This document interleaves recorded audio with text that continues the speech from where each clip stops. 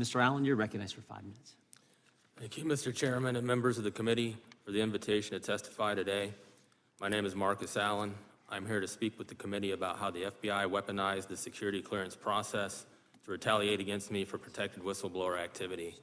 In late 2021, I raised concerns about the FBI director's testimony about the January 6th Capitol riot, not out of political motivation, but out of a duty to truth and integrity. This act, which I believe to be in the spirit of transparency and accountability, led to unexpected and severe consequences. Almost exactly 3 years ago today, I forwarded news articles to my superiors and others within the FBI about January 6th. It was literally one of my job duties to keep my colleagues informed about open source intelligence related to their cases. As a result of simply doing my job, the FBI accused me of promoting conspiratorial views and unreliable information. The FBI questioned my allegiance to the United States, suspended my security clearance, suspended my pay, and refused to allow me to obtain outside employment or even accept charity. This once storied institution, whose initials ironically stand for Fidelity, Bravery, and Integrity, was punishing me for bravely challenging their integrity while they questioned my fidelity. The suspension ultimately lasted for 27 months. During that time, the FBI held my family and me in indefinite limbo, awaiting a final decision. Determined to not lose our home, my wife and I took early withdrawals from our retirement accounts to survive.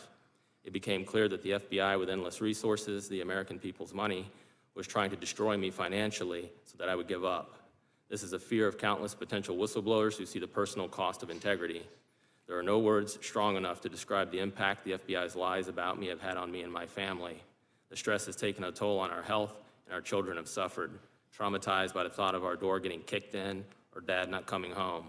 The battle for truth and justice will cost you, but the arduous good is worth it. The FBI's restoration of my clearance earlier this year, thanks to the efforts of Empower Oversight and the American Center for Law and Justice, was absolute vindication. It's a point I would not have reached without the prior help of Bigley Ranish and Judicial Watch. However, the experience is also a stark reminder of the system's flaws. It took legal battles, public scrutiny, and patience over 3 long years. No other FBI whistleblower has ever had his clearance restored as I did. Garrett O'Boyle and his family are still suffering in the same limbo we were, with no access to due process and no limit on the FBI's ability to delay and avoid independent accountability. How many other whistleblowers remain silent, fearing the same ordeal my family and Garrett's family faced with little hope of vindication at the end? Despite the stress and uncertainty, I've never once regretted standing up for truth. In fact, I'm grateful for the experience. Indeed, my family and I persevered due to our strength and faith, God's grace, and the sacraments. If you do not worship God, then you will worship something else. You can either serve God or you can serve mammon, but you can't serve both. This has been a purification. While we lost material items, we gained more important things. We've stored up for ourselves treasures in heaven. What we have gained spiritually has far outweighed what was lost materially. John Adams noted that the framework of our country was built for a moral and religious people and unfit for the governance of any other. James Madison notes the duty to honor God is precedent, both in order of time and degree of obligation to the claims of civil society. Before any man can be considered as a member of civil society, he must be considered as a subject of the governor of the universe. I recently learned about comments made by Mr. Jeffrey Veltri suggesting I was delusional for believing in and seeking guidance from the Holy Spirit. Mr. Veltri currently serves as special agent in charge of the Miami field office, but at the time he was an executive at Security Division overseeing security clearance decisions. To Mr. Veltri, I say you can insult me, but you should not mock God. It is an insult to the infinite dignity of God, who is Father, Son, and Holy Spirit, and it is bad for the health of your soul. This isn't about me, it's bigger. I am hopeful that the truth of what happened will be fully revealed and deter the FBI from doing the same injustice to others. Though the path may be difficult, I must plead with other employees who have witnessed wrongdoing that they find the courage to speak up. You're not alone, nor will you ever be.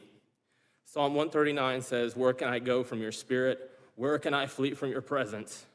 I've been blessed to be supported by God's sanctifying grace, the Blessed Sacrament, men and women of goodwill, other whistleblowers, the charity of the American people, prayers and great attorneys along the way, like Tristan and Jason of Empower Oversight. Potential whistleblowers, please do not be silenced by the FBI's mistreatment. We are all here to support you if you choose to come forward. The only thing necessary for the triumph of evil is for good men to do nothing. Equally important is the awareness and involvement of the American people. This is your country. While I feel vindicated now in getting back my security clearance, it is sad that in the country for which I fought as a Marine, the FBI was allowed to lie about my loyalty to the United States for 3 years. Unless there is accountability, it will keep happening to others. Better oversight and changes to security clearance laws are key to stopping the abuses suffered by whistleblowers like me. Thank you for the opportunity to be here today. Peace and all good.